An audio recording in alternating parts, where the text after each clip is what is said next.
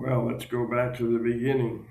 The earliest memory I have is when I was approximately 2 years old, maybe 20 months.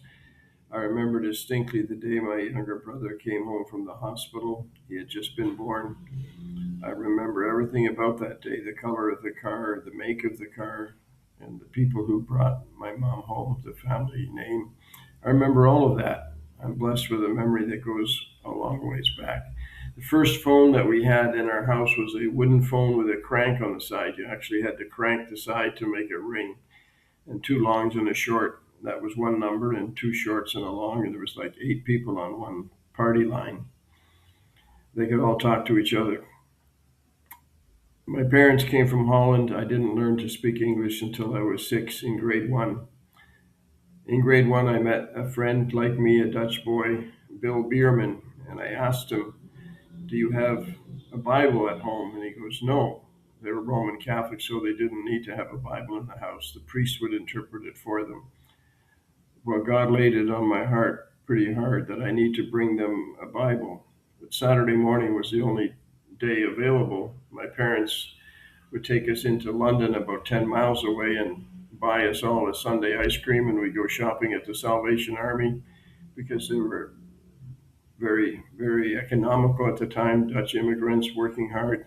So we bought clothes at the Salvation Army and toys and things like that. But that weekly trip was on a Saturday morning. Bill Biermann lived about 2 miles away up a gravel road.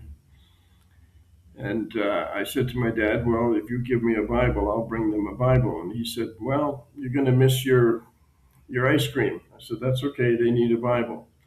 Now, my dad could have driven me up there, dropped me off with the Bible, and then waited for me and then take me into London. But didn't work that way. He wanted me to walk. So he dropped me off at the end of the road. And I walked all the way up and I brought them a Bible. I couldn't read very well. I was in grade one, but I knew Psalm 23. So I opened it up to Psalm 23, and in stuttering English, I managed to get through Psalm 23. I read it at lunchtime with all of their 10 kids around the table and their mom and dad. And that was my first missionary journey. I always had a heart for people who didn't know God. My mom and dad raised us to believe in God. They were from a Dutch Reformed background, but then they became evangelical Christians through a Baptist preacher in London, Ontario. So we went to the Baptist church at that point in time. There's a lot of things I can remember from that time period, but some of them are worth sharing, some of them aren't. I remember being left with the family of the Bloomfields, a farming family, for weeks at a time when my dad had to work and my mom went back to Holland for a couple of weeks by ship. There were no airplanes really, nobody could afford to fly.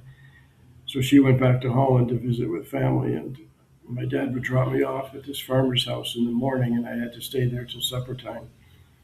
And I remember I was very small for my age, and I couldn't eat much, but he had two farm boys that could put away a lot of food. So they put a big plate of food in front of me and said, basically, eat all of it. Well, I got about a third of the way through and I was full. I said to the father, Mr. Bloomfield, Charlie Bloomfield, I said, "Well, I'm full." He said, "Open your mouth." I did, and he goes, "I don't see any food in there, so you're not full yet. Keep eating." So I did take one more bite, but I didn't swallow it. I kept chewing, and then I said, "I'm full." And he said, "Open your mouth." And my mouth was full of this half-chewed food. I hadn't swallowed anything. And I was a bit scared of him because he would say, if there's any problems, there'll be bloodshed in the woodshed. And he meant it. So I was a bit afraid of him. But at that point, he just sort of shook his head and said, "Okay, you've had enough." Those are interesting times.